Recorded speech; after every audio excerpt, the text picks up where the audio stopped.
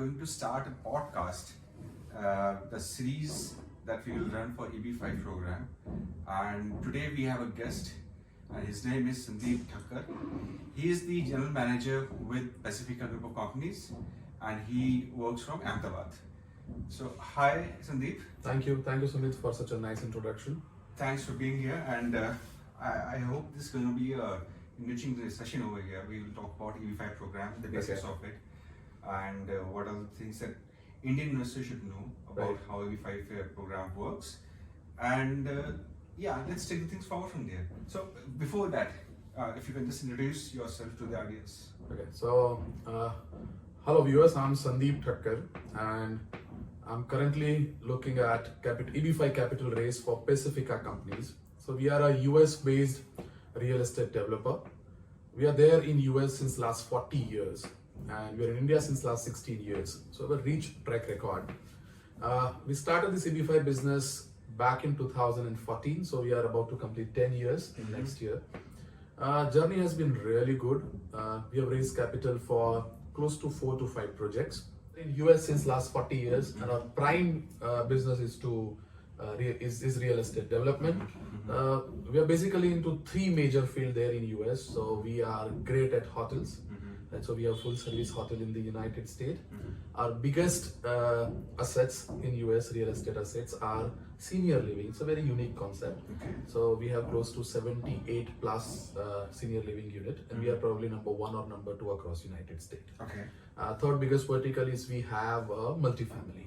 So we have single family apartment, very less, but we have multifamily apartments. So we are having an asset size close to 4 billion in the US. We started in India 15-16 years back. We are currently in 8 cities in India, and we are a very, very reputed name as far as real estate is concerned in Gujarat specifically. Not in Gujarat, because we are present in South as well. So in Chennai as well, in Bangalore, in Hyderabad, we have a good presence. So we are basically a real estate developer. Great.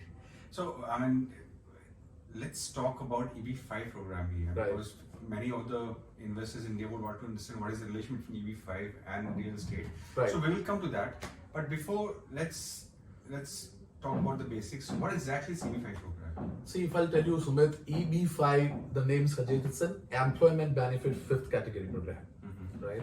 So you can understand there is employability is associated with this program. It's program, if you see, it's a very, very basic program. There are only 2 components involved into it. One is your investment, right? The investment, which is $800,000. Right? For a simplicity purpose for our viewer, if I want to convert into Indian rupee, and if I'll take 80 rupees in exchange rate, currently it is around 82. But for a calculation purpose, if I'll take 80 rupees, then it comes to around 6.4 crores. 6.4 crores of investment for EB-5? For EB-5, yes. So this program is only meant for those who can spend 6.4 crore. And let me tell you this is an investment, sorry if I'm mistaken, this is an investment. So this investment, but you need to make sure that this is an investment which is going to be there in US economy for at least 5 to 6 years. So 6.5 crore, which you will have to deposit or to invest in US economy for at least 5 to 6 years. So lock-in period is 5 to 6 years? Yes. It can be extended depending on the adjudication process. So I will come to that later. But 5 to 6 years you can keep in mind that your amount will not come back to you for that specific period. And there are some expense also attached to it. Right? So you need to make sure a person who wants to invest into EB-5 will have to have around 7 crore investment surplus. And so what is it that one would get going through the EB-5 program? Yeah, so before, let me complete the earlier question.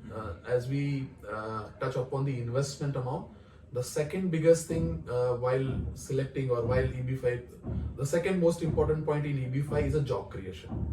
As I rightly said, EB-5 says it's an employment based program. So first is your investment, and second comes the job creation. Why would a US economy want such kind of program? Because the amount which you are investing in their economy ultimately are creating jobs. And these are creation of new jobs, because you are not investing into an existing business, you are investing into some new businesses. Right? So there are 2 components to EB-5 to start with. One is investment, of course, and second is a job creation in the economy. So job creation is the outcome they are looking for. Absolutely, absolutely. Got it. Fantastic. So after doing all the investments, what do the investors expect? What exactly would they get? What investor will get? Yes. Yeah. So it's a program where investor, so it's a family-based program, right? So if I'm an investor, me, my wife, and my child can accommodate me in a single petition. I can also do it alone, but it's a family-based program. So me, my wife, and children under the age of 21, unmarried children under the age of 21 are clubbed into a single petition. So this $800,000 investment is not for me alone. It's for my entire family. And what about your parents? I mean, one's parents. Yeah, so parents are not included in the petition. So they are not calculating parent as your immediate family. Okay, so the applicant's spouse and the kids. Correct. And kids can only one. And Yes. there could be number of kids. There could be number of kids, yes. Okay, so that's. But make sure it is unmarried children under the age of 21. Okay, got it. And so the whole family would get the green card.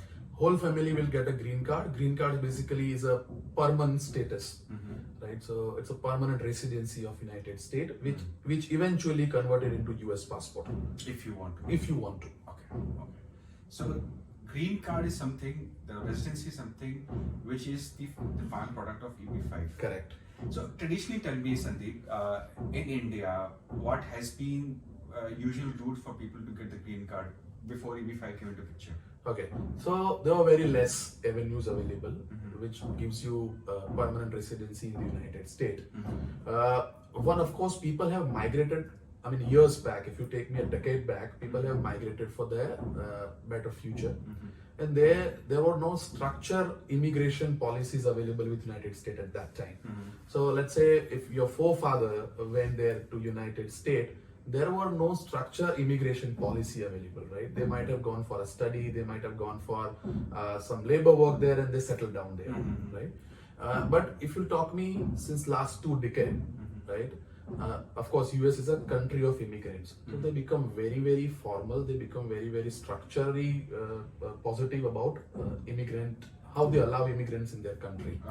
So first, Indian were occupying only one status, that was family based, right? So if your father is there, your forefather is there, your brother is there, then they can call you on family based. So your brother can file for you, your father can file for you, your sister can file for you, right? So that's how you also migrate to their country, and once you migrate, your children will automatically will be citizen there. Yes. Second best was through employment H1B category.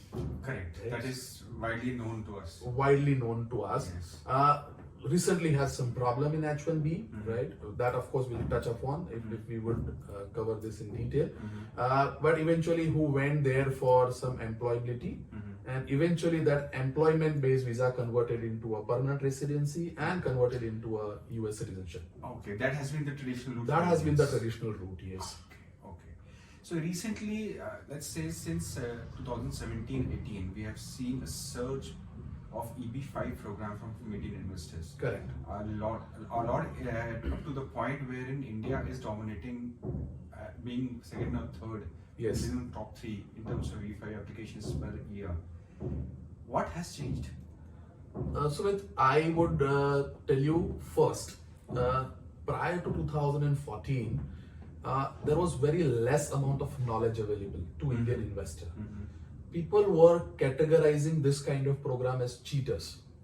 Okay. It's a kind of fraud which people were perceiving. But it's a US program, right? Sorry? Yes, it's a US government program. It's a US government program. It is there in the domain since 1992. Okay. Right? But no one has marketed it into India. Right? And frankly tell you, the disposable income of Indians have substantially grown after 2010. Right? So earlier, if you ask me to invest $500,000, because the program was offered at $500,000 earlier, was a huge chunk. Correct. Right? But if I'll ask you to invest $800,000 today, it is not that big deal, which it used to before 10 years. Yes. Right? So liquidity has increased, first of all, and knowledge also has increased. So in 2011, 12, 13, 14, Indian investors have invested in this program, successfully occupied their permanent residency, they got their money back. So we had certain data to prove that this is a good program, right? So yes, so people started trusting this program first, and of course the income level also have gone up. Yes, absolutely. We have a lot of techies working in the US. Absolutely. With one of the biggest marquee names. Yes. And right, so that's very interesting. Tell me something. During the recent layoffs that you have seen in big four like FANG companies, Right. And we have seen a lot of queries coming from these Indians who are living in the US on Correct. H1B. Correct. How do you think EB-5 can help here? EB-5, I would tell you, is a great friend for those, right? There can't be anything better than EB-5 for them who have actually unfortunately lost their job, and those who are seeking some status to live in the United States. Imagine a scenario, Sumit, if I went to US on H1B 6-7 years back, right? And I got married there, I have children who are in schools, right? And I have purchased my house as well. I have my housing EMI, I have my car EMI, I have my students who are working there, my wife is also there, right? Yeah. The sad part of it, once I leave my H1B status, and if I don't get a job within 90 days, I don't have any other option than to leave United States. Correct. And have to appear for Initiate this your visa life. again. Yeah. Right? So it becomes very difficult. Now, how EB-5 rescue those US citizen, not US non-immigrant status, those who are on H1B, is EB-5 with the Reform and Integrity Act passed last year has came up with a wonderful feature, wherein if I want to invest in this program, in EB-5 program, right? I need not to wait for my file to get adjudicated or my file to get approved. I can file my adjustment of status along with filing I-506. So I-506 is a petition which you are filing, right? Is under the EB-5. So moment I file my EB-5 petition, concurrently I'll file my adjustment of status, which makes me eligible to stay in the United States, to work in the United States, to start my own business or to do whatever I want. Right? So it's basically called EAD. That's an employment authorization card which you will receive. Then in that case, you need not to have sponsorship from your employer. Right? So you can seek out for a job as good as you are a green card holder. Right? Earlier, what used to happen is once I file, I have to wait at least 2 to 3 years to get my petition approved. And once my petition get approved, then I can enjoy that status. So that has changed. That is the biggest positive change. So, and we are seeing a lot of traction in the United States currently, as you rightly mentioned. Big techie companies have laid off good amount of employees. So they are managing petition from US only, right? So they are investing into this EB-5 program and concurrently filing their adjustment of status as well, so they can enjoy or they can stay inside the US the way they were living before. Correct. I mean, it makes all the sense for these people who are working on H1B in the US to secure their life with these kind of programs rather than relying on. I mean, I'm sure there are a lot of benefits being an H1B employee versus being in PR. You have the liberty to choose the company, where to work and where not to work.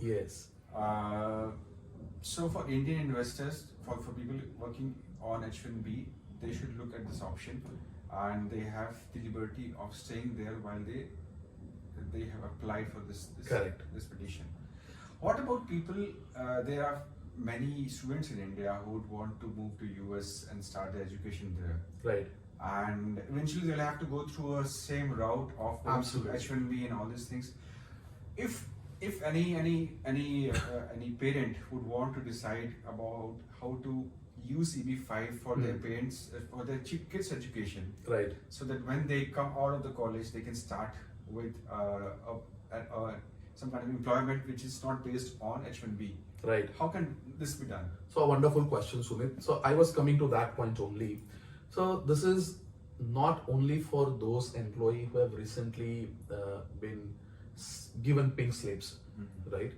So after this incident, a lot of Indian H1B holder also are investing into EB-5 Mm-hmm. to avoid any such future event. Okay. Right? So let's say currently I am having a secure job. I don't know what will happen tomorrow, right? Mm-hmm. So even if I am not in that list of the recent layoff, Mm-hmm. I am investing into EB-5 to make sure that if something happens to me in future, I will not fall under those categories. Absolutely. Right? And as you rightly mentioned, the biggest outflow or biggest inflow for the United States colleges are from India. Yes. Right? So a lot of Indian students are going for the higher studies to United States. Correct. Right? And eventually they will also have to go to the same process. So once they will complete that master, they'll have to again register for EB-5. Of course, if they are into STEM courses, they will get OPT, which is a 2 years employment after you complete your master degree, where you don't require H1B. Correct. But after that, you need to require an H1B, right? And H1B is a very employer-based program. So you need to find an employer who can sponsor you. Correct. You cannot sponsor yourself, right? Absolutely. You have to have an employer who will sponsor you, Yeah. right? And you see, the time as the time grows, a lot of Indians are occupying that space in EB-5. So if I'll just give you prime number, last year, the total EB-5 new visa issued every year is around 65,000. Right? And the application were 400,000. So you can understand. So you can understand The gap, it's a very of course. difficult scenario to occupy yourself under this category. Correct. So we have seen a lot of cases where if child is registering them for an undergrad program or a post-graduation program, within 6 months or a year, their parent would like to do EB-5 for them. Okay. While you're working with few of the clients, I was being told that if a student, if an Indian student is in the US on as a green card holder versus Correct. an international student, there are many advantages in terms of Yes. acceptability of the application plus Yes. the lowering of fees. Yes. What exactly is that? Yeah, so there are two major advantages, as you rightly mentioned. One is a fees, right? So once you are on a green card, they will treat you as a permanent resident of their country and not a foreign student. Correct. So there are two kind of fees once you go for the public universities. One fees is applicable to their country students, right? And one fee is applicable to foreign students, which is obviously 50-60% inflated than their normal student fees. Correct. So let's say if I choose a program where normal fees is close to $100,000, and for their citizen or for their permanent residents is around $60,000. Okay. So if you have two kids, you are saving $80,000. Correct. That's the first biggest advantage, right? Second biggest advantage is that you also can work while you study, right? In US, it's a culture there. Once you start working very early, Sure. right? You work on various startup, you work on some research assignment there while you were studying, right? Once you are on a foreign student, there is a limitation of number of hours you can dedicate for your work, right? But once you are a permanent resident of their country, there is no limit. Okay. So you can do whatever you want. I've seen such cases where 18-year, 20-year, 21-year kids from India have joined startup and before they graduated has started earning millions. Wow. Right? So they were have joined startup and before they graduated has started earning millions. Wow. Right? So there were cases, right? And that was only possible if your child is having valid permanent residency. Oh, okay. That makes sense. Yes. Even the acceptance of the application is higher because they have a certain quota for international students. Correct. Versus for their home country Home students. country. You're absolutely right. So that is also a case. And when you are working like as an international student, you compete directly with Indians and the Chinese who are like big brainy guys for your admission in a college. Versus if you are a PR, a green card Correct. holder, you are competing against the Americans, which is Yes. much easier for Indians. Yes, you are absolutely right on that. And I would also like to touch upon one simple point. See what happens, it becomes very difficult for an employer, specifically a startup employer because it's a startup economy. And you need to understand that. So you have to, there are various organizations in US who are started in a cubicle. We have only 10-15 employees, right? And they make big in next 5 years, 6 years. So it is very difficult for them to sponsor you for H1B. Correct. Right? They might not have even enough knowledge, they might not have that resources, and they might not want to engage in such kind of activity as well. Certainly. So what they want to do is they want to make sure in their hiring plan, if we will hire only those who have permanent residence or Correct. authority to That work. becomes a barrier for That becomes barrier for an intelligent kids, right? So this program eliminate those things. Correct. Even if you are working and if you have a EAD, as you rightly said, that you can concurrently file your adjustment of status. Once you are working, you can join such small organization, Okay. which does not require any kind of sponsorship, and in future you can make big. So Correct. big, I would say, benefit to Indian students. Even if some Indian would want to start a business, he Yes. can do that. He has the liberty to do that. Absolutely. Not with H1B, because for that he would require something like a sponsorship letter from the employer. Yes. So even this is one of the advantages. You can Yes. start your business. You can choose your employer or whatever. Right. Correct. Okay. It's a great flexibility, I would say. So what about, there are many business people I have met who would want to explore EB-5 as a mode to expand their business in the US. Absolutely right. How does that work? So nice question, Sumit. I would say for a business people, let's say if a Indian investor or Indian businessman who want to expand their business into United States, and specifically it happens into IT, because United States, the IT companies dominate there. We are of course into software. We do a lot of software, but US has seen a lot of startup ecosystem, right? If you have an idea and if you want to expand into a bigger business solution or into a bigger business empire, it is way easier for an Indian business owner to go there in the United States, start accessing the United States capital, United States talent, and can make your business big. You can only do so if you have permanent residency status. Okay. Right. And that has been a route for many of the business people. Yes, and second biggest reason, if I'll tell you, Sumit, one of the EB-5, why people are going for EB-5, especially business family, they want to diversify their asset. Correct. Right? Let's say if I have a business successfully running in India, now I want to diversify my business geographically as well, right? So I have some business in India, some into, let's say, Southeast Asia, and have some business in Europe. Now I want to start some business in United States as well. Correct. Right? So this opens door for many Indian businessmen who want to look US as the future, diversification as far as business is concerned. Okay. Diversification, business expansion. Yes. These are the key words for Indians here. But that is not a substitute for other kind of visas, could be L1 or B1, B2. It has a lot of complexities. So I'll tell you, if you want to go for L1, of course, you can consult L1 service provider. They can better guide you. It's like if you have certain business there, you are opening a branch and you are sending someone from here. Right? That's how it is engaged, right? Whereas EB-5 is structurally different. Why? Because EB-5 first give you permanent residency. Okay. Whereas L1, you have to prove that you have committed, or what you have proved, whatever you have committed, right? After 3 years, 4 years, you can again go and can seek an alteration of your status from L1 to EB-5. Sorry, L1 to green card. I'm so sorry, right? Whereas EB-5 is predominantly will give you permanent residency first, and then you can expand your business. Yes. So L1 is basically non-immigrant. It's a non-immigrant. It will not lead you to residency at any It point. will, but there are a lot of Not checkbox. directly. Yeah, not directly. It has like route through EB-1C. EB-1C, yes. Yes. Okay. So let's not get into that. Fine. Let's get back to EB-5.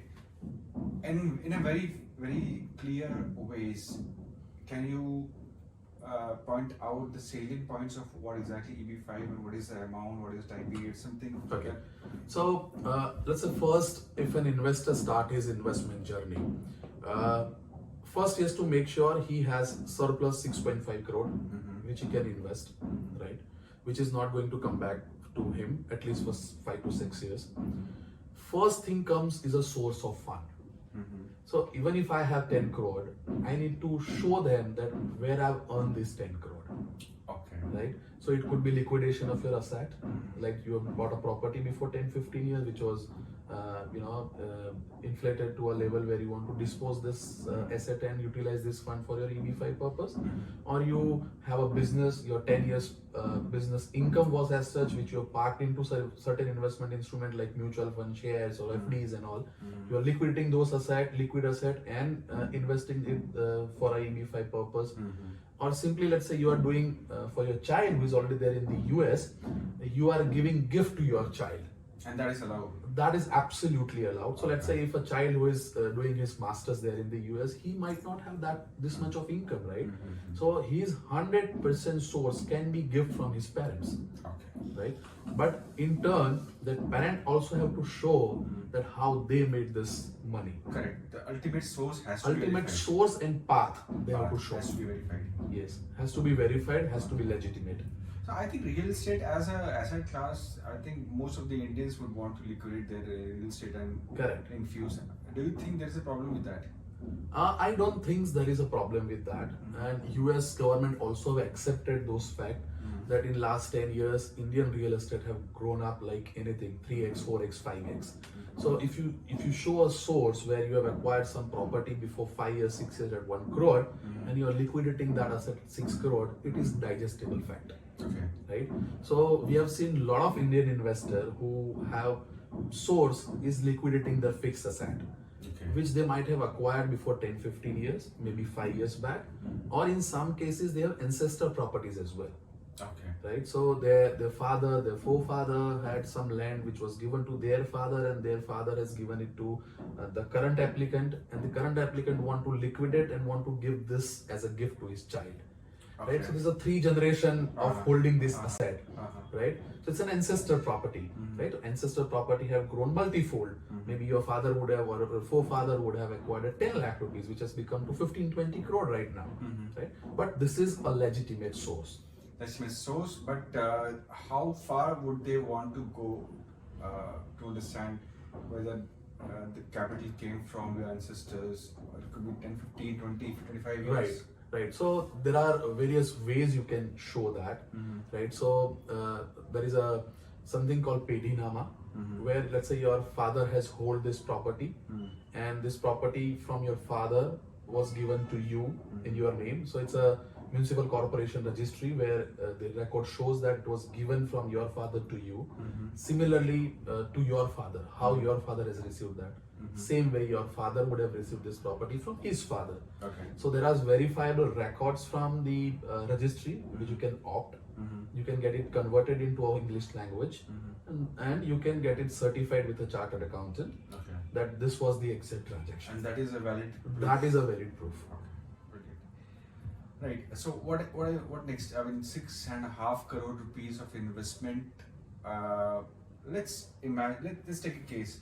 If I'm the investor and I have been convinced by you that let's start this process. Correct. How the flow would work? So flow is what we do is currently we want to verify your source of fund first. So there are various source of fund expert who understand what kind of source is allowable under the EB-5 program. So once he said no, this source is valid, first you need to engage a US attorney. US attorney. Yeah, Okay. she or he will have a major role in the entire process, because she is the one who will put your file physically, right, with the US department, USCIS. Okay. So we need to engage US attorney. He or she will understand your case, and she will prepare your petition. Okay. So once your consultant whom you have hired for source of fund is convinced, we will send all this document to US attorney for his or her validation. Okay. Once she said, okay, fine, I'm happy with the source of fund, we are ready to go. That moment you have to transfer 800,000 to a US legitimate business or a new commercial enterprise who is seeking EB-5 capital. Basically, EB-5 project. So structure here is somewhat different. What happens is, Sumit, the program says it has to be invested into new commercial enterprise, right? So what I would say is, let's say a regional center is an administrative agency. You given money to a new commercial enterprise. New commercial enterprise in turn will lend this money to a project who actually is doing construction. Got it. In a technical term, NCE is lending this money to JCE, who is a job creating enterprise. Correct. Right? Now this NCE can acquire a preferred equity route as well, or they can simply give this money as a debt. Okay. There are two kind of route available, depending upon what you choose, right? But 90% people will choose that instrument. So NCE will lend this money to JCE. JCE is ultimately responsible to create jobs and to do construction. So basically, EB-5 investors are lending their capital for a project in the US, and that project would be of varied.